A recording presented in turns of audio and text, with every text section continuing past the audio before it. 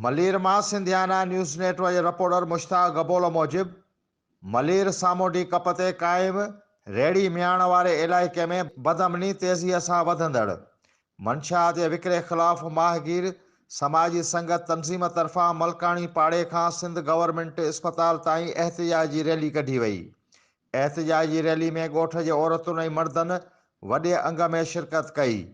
रेड़ी मियाण में बदअमनी नामंज़ूर, मंशियात ख़त्म करियो, शाहनवाज़ ते हमिलो कंदड़ खे गिरफ़्तार कयो जा उबॾारींदड़ नारा हणी रहिया हुआ। रेड़ी मियाण में पुलिस मुकमल नाकाम बणिजी वई आहे। समाजी अॻुवान शाहनवाज़ वरियाणी खे 2 गोलियूं हणी ज़ख़्मी कंदड़ जवाबदार सुखण पुलिस गिरफ़्तार नाहिन कया। समाजी अॻुवान अस्पताल दाख़िल आहे। माहिगीर समाजी संगत अॻुवान यूनिस ख़ासखेली चयो त रेड़ी मियाण में मकानी चूंडुनि में बिना मुक़ाबले कामयाब उम्मीदवारनि ऐं अवाम खे बेयारो मददगार छॾे ॾिनो आहे। हिन वधीक चयो त सुखण पुलिस मंशियात फ़िरोशनि ख़िलाफ़ सघारी कार्रवाई नथी करे। इलाइक़ो मंशियात जो गढ़ बणिजी वियो आहे। IG सिंध, DIG ईस्ट ऐं SSP मलीर खां नोटिस वठी जवाबदारनि खे जल्द गिरफ़्तार करण जो मुतालबो कयूं था।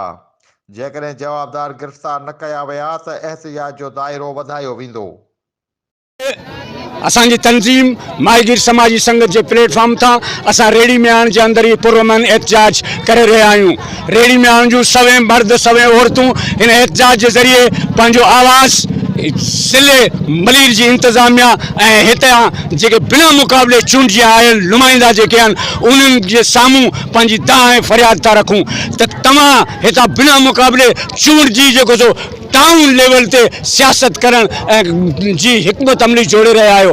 पर कल असांजो नौजवान शाहनवाज़ के जॾहिं सरेआम गोलियूं लॻियूं आहिनि त तव्हां उनखे पुछण लाइ बि तव्हां वटि फुर्सत न आहे। यादि रखो हिन इलाइक़े जा बिना मुक़ाबले चूंडजण वारा नुमाइंदो तव्हांखे सुभाणे वरी बि असां वटि मोटी अचिणो आहे ऐं उन वक़्तु असांजो जवाबु जेको हूंदो उहो तव्हां यादि रखो त अॼु जॾहिं असांजे नंगनि असांजे दंगनि जी हिफ़ाज़त करण में तव्हां नाकाम विया आहियो त सुभाणे असां खां वोट वठण में तव्हां नाकाम वेंदो। ऐं ज़िले मलीर जे SHO सुखन DSP सुखन SSP मलीर का मुतालबो तो करियां त रेड़ी मियाण के अंदर ये दादागिरी, ये गुंडागिरी, ये मोबाइल चोरी, ये दुकान ते चोरी, गैस से मीटर ते चोरी, ये सब शयूं बंद करियो।